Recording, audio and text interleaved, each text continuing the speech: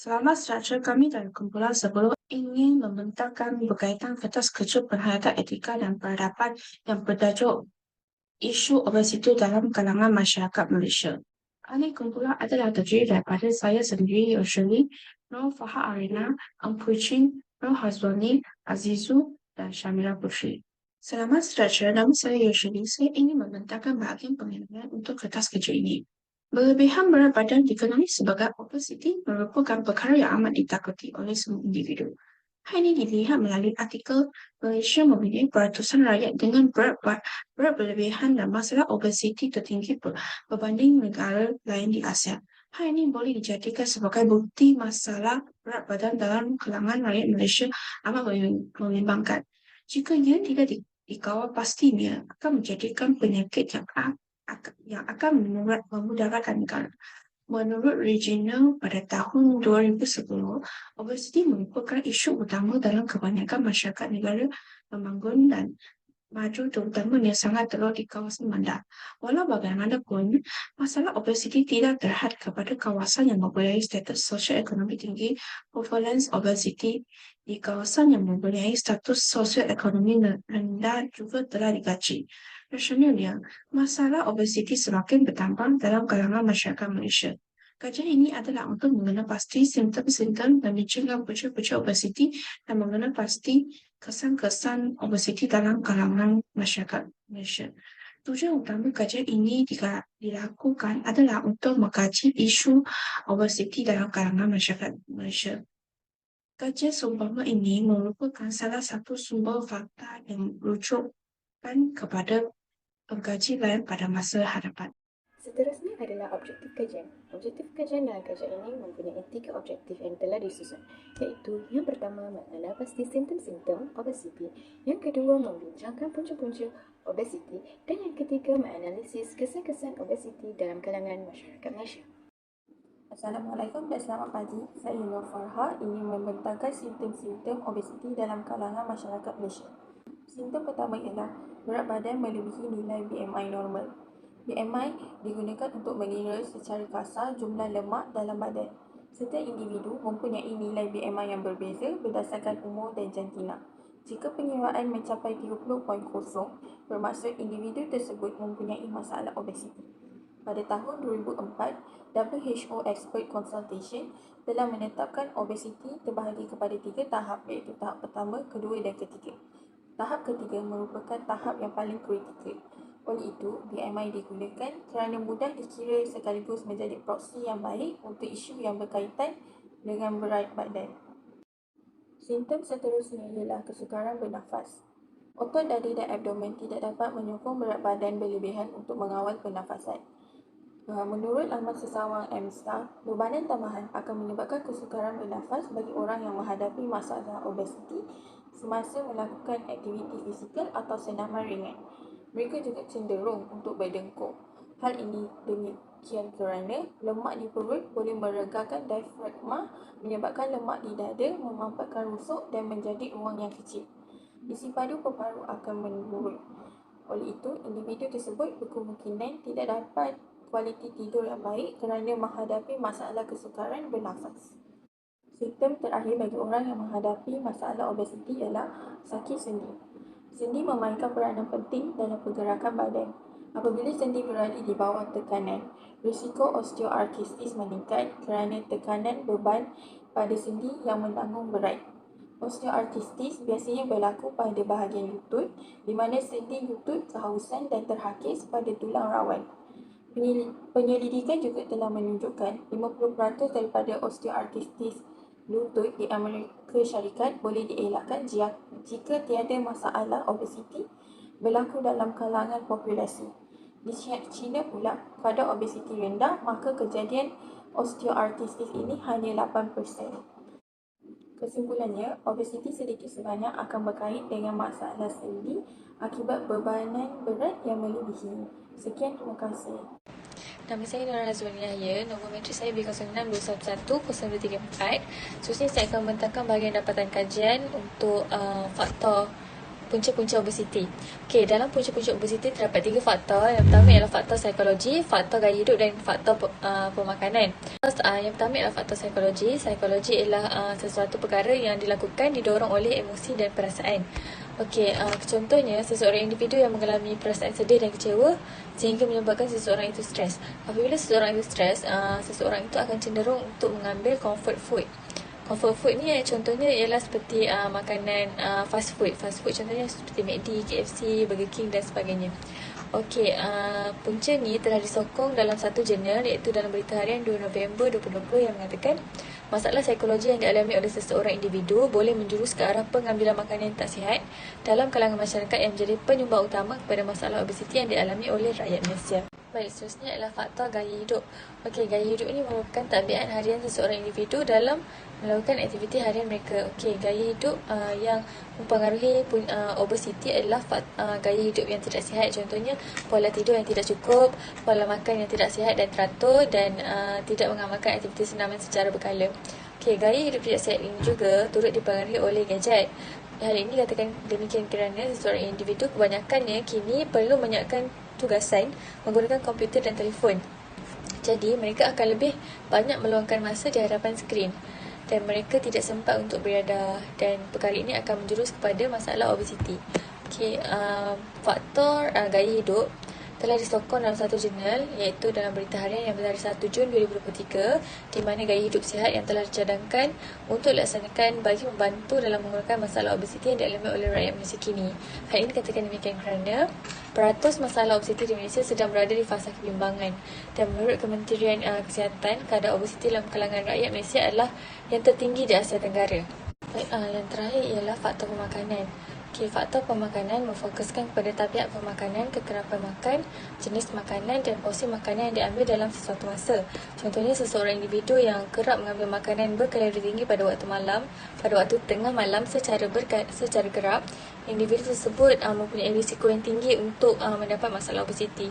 Perkara ini telah disokong dalam Berita Harian yang bertarikh 19 Mei 2018. Amalan makan pada waktu tengah malam boleh menyebabkan peningkatan berat badan dan mengundang penyakit seperti kencing manis dan darah tinggi dalam keadaan tidur yang selepas makan. Makanan berkalori tinggi, proses penghadaman dan pembakaran makanan masih berlaku, tetapi makanan tersebut tidak dapat ditukar menjadi tenaga dengan lebih baik.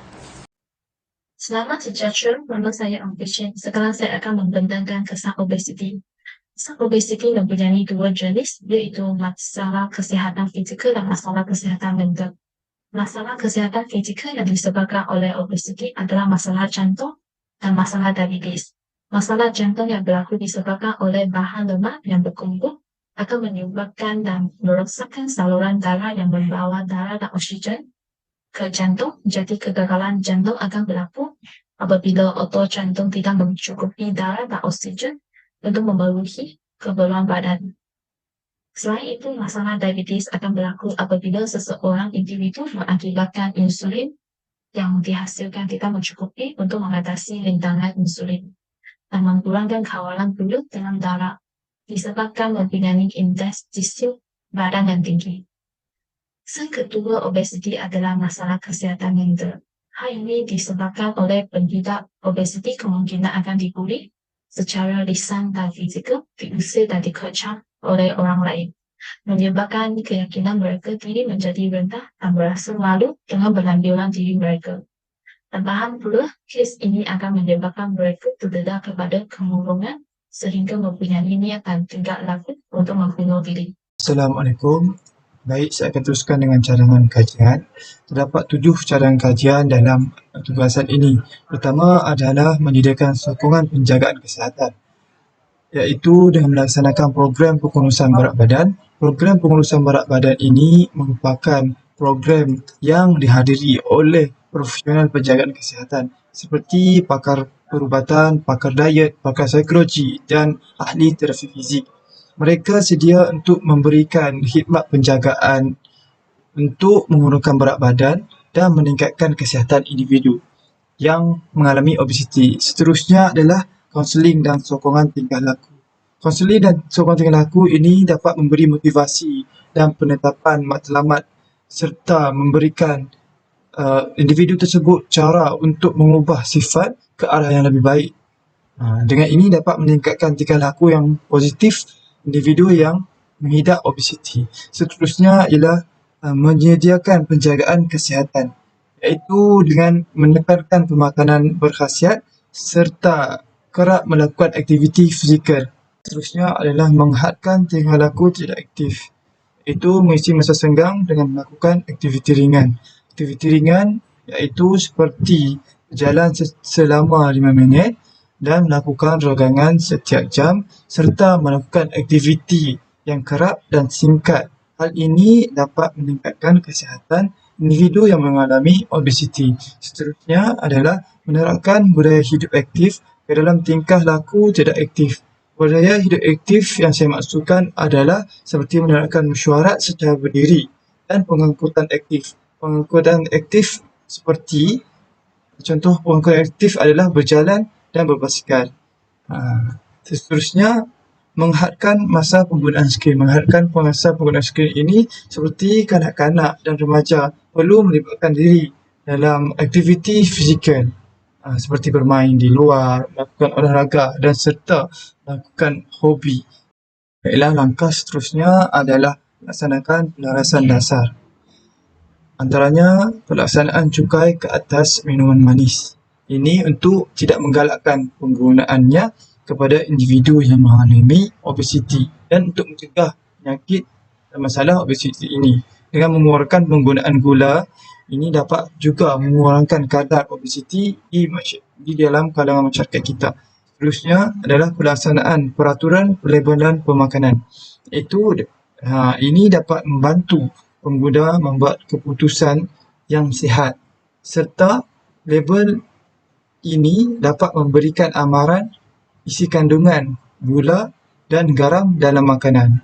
Oleh itu, pengguna akan lebih peka dalam memilih makanan. Seterusnya adalah dasar yang menggalakkan aktiviti fizikal. Seperti kerajaan mendirikan kemudahan rekreasi seperti lorong berjalan kaki dan lorong berbasikal. Baik, seterusnya saya akan serahkan kepada saya. Bye-bye. Langkah mengatasi masalah obesiti yang seterusnya adalah membangunkan persekitaran yang kondusif. Persekitaran yang sihat boleh mempunyai pengaruh yang ketara ke atas gaya hidup seseorang individu dan menyumbang kepada pengurusan berat badan dalam jangka masa yang panjang. Penubuhan taman komuniti adalah contoh memupuk suasana yang menyokong. Seperti kebun komuniti, iaitu kebun komuniti ini telah menyediakan individu mengakses kepada hasil sekar, berpatutan dan peluang untuk aktiviti fizikal melalui hortikultur.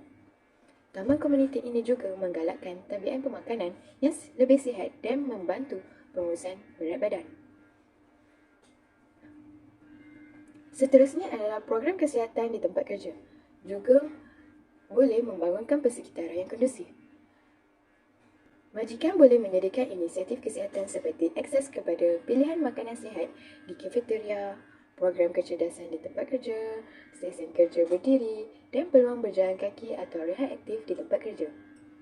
Inisiatif ini boleh membantu pekerja membuat keputusan yang lebih sihat dan memasukkan aktiviti fizikal ke dalam hari kerja mereka. Dengan itu, dapat mengurangkan tingkah laku sedentari. Seterusnya adalah tingkatkan pendidikan kesihatan dan kepekaan. Hal ini dapat membantu individu boleh membuat keputusan mengenai diet mereka, aktiviti fizikal mereka dan kesihatan mereka jika mereka mempunyai akses kepada maklumat berasaskan bukti yang tepat. Melalui program pendidikan pemakanan di sekolah, misalnya, program ini bertujuan untuk mendidik pelajar tentang kepentingan diet seimbang, pemilihan makanan yang sihat dan pengaruh pemakanan terhadap kesihatan mereka. Dengan menyediakan pengetahuan dan kemahiran mengenai pemakanan sihat mereka lebih bersedia untuk membuat pilihan makanan yang berkhasiat dan dapat mencegah masalah obesiti. Kempen promosi kesihatan juga dapat menekankan kesedaran tentang kepentingan aktiviti fizikal yang kerap dipromosikan untuk pemilihan makanan yang sihat. Kempen ini juga memberikan nasihat untuk membuat pilihan dengan lebih sihat. Dan kempen ini mensasarkan konteks kepada komuniti seperti tempat kerja, pusat komuniti dan kemudahan penjagaan kesihatan. Platform digital dan media sosial juga seperti sumber dan talian, aplikasi mudah alih dan platform media sosial menyediakan platform yang boleh diakses dan menarik masyarakat untuk menyebarkan aktiviti fizikal dan kandungan pendidikan berkaitan pengurusan berat badan. Menggalakkan aktiviti fizikal yang konsisten adalah langkah mengatasi masalah obesiti. Hal ini kerana senaman yang kerap membantu mengekalkan berat badan yang sihat, meningkatkan kecergasan kardiorespiratori, menguatkan otot dan tulang, serta mengurangkan risiko penyakit kronik. Program senaman ini berasaskan komuniti adalah contoh cara menggalakkan aktiviti fizikal yang kerap. Program komuniti boleh menggalakkan pematuhan senaman dengan menyediakan peluang kepada individu untuk melibatkan diri dalam aktiviti fizikal dalam persekitaran yang menyokong dan kepada persekitaran sosial. Inisiatif kesihatan di tempat kerja seperti menawarkan kemudahan atau kelas kecergasan dan menggalakkan berjalan kaki atau berbasikal ke tempat kerja merupakan inisiatif yang terbaik. Ini bukan sahaja memberi manfaat kepada kesihatan pekerja, tetapi juga memupuk budaya aktiviti fizikal di tempat kerja.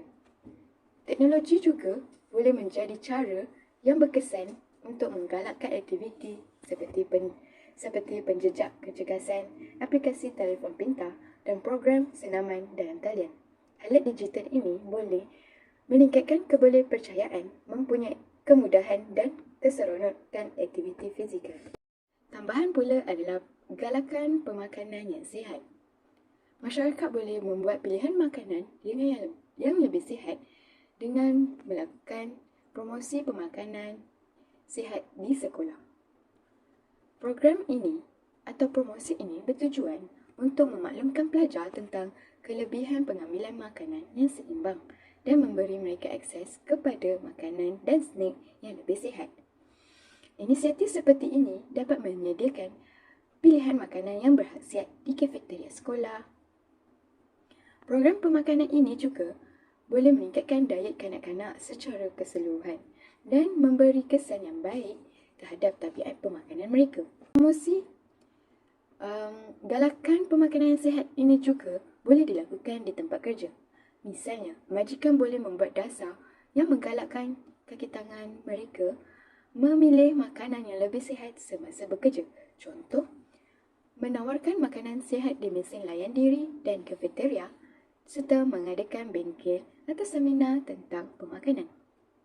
Kempen galakan pemakanan yang sihat juga dapat menggalakkan pengambilan buah-buahan, sayur-sayuran, biji rin penuh dan protein tanpa lemak dengan menggunakan pelbagai media, termasuklah radio, televisyen, media sosial dan aktiviti komuniti. Kempen ini dapat membantu orang ramai dalam memilih makanan yang sihat ke dalam kehidupan seharian mereka dengan menawarkan nasihat, resepi dan idea perancangan pemakanan yang berguna kepada masyarakat di Malaysia. Terima kasih.